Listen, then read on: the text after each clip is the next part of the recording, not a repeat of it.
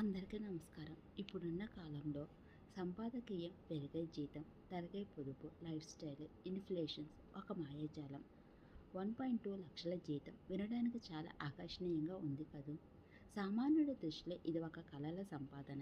కానీ వాస్తవంలో ఈ స్థాయిలో జీతం తీసుకుంటే నేటి యువత నెలాఖరు వచ్చేసరికి క్రెడిట్ కార్డు బిల్లులు, పర్సనల్ లోన్, ఈఎంఐలు ఊబిలో చిక్కుకుపోతున్నారు. సంపాదన పెరిగితే సంపద పెరుగుతుందని అందరూ అనుకుంటారు. కానీ ప్రముఖ చార్టర్డ్ అకౌంటెంట్ మీనల్ గోయల్ విశ్లేషణ ప్రకారం పెరిగిన ఆదాయమే మన ఆర్థిక పునాదులను దెబ్బతీస్తుంది.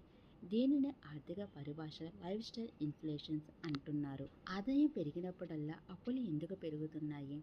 సమస్య ఆదాయంలో లేదు, మన ఖర్చు చేసే అలవాట్లలో ఉంది. గతంలో నెలకు 30,000 సంపాదించినప్పుడు ఏ లోటు లేకుండా గడిపిన వ్యక్తి ఇప్పుడు 1.2 లక్షలు వచ్చినా సరిపోవడం లేదని అంటున్నాడంటే అక్కడ అవసరాలు పెరగలేదు, కోరికల అవసరాలను ముసుగు వేసుకున్నారని అర్థం.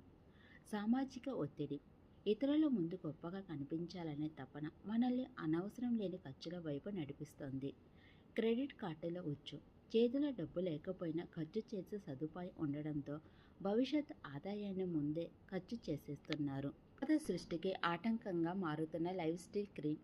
మీనల్ గోయల్ విశ్లేషించిన గణాంకాలను పరిశీలిస్తే అధిక ఆదాయ వర్గాల్లో అద్దెలు, లగ్జరీ కార్లు, ఈఎంఐలు, వీకెండ్ పార్టీలకు 80% పైగా ఆదాయం హరించుకుపోతుంది.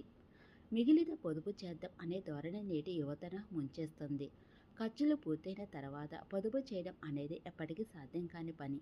ఎందుకంటే మనిషి కోరికలకు అంతం ఉండదు. పరిష్కారం ఏమిటి? ఆర్థిక స్వేచ్ఛ వైపు అడుగులు వేయాలంటే మన ఆలోచన ధోరణిలో విప్లవాత్మకమైన మార్పు రావాలి. పొదుపు కాదు, పెట్టుబడి. జీతం రాగానే మొదట మీ భవిష్యత్తు కోసం ఒక నిర్ణీత మొత్తాన్ని ఎస్ఐపిలు లేదా ఇతర పెట్టుబడి సాధనాల్లో మళ్లించాలి. ఆ తర్వాత మిగిలిన దానితోనే బడ్జెట్ ప్లాన్ చేసుకోవాలి. 50-30-20 సూత్రం.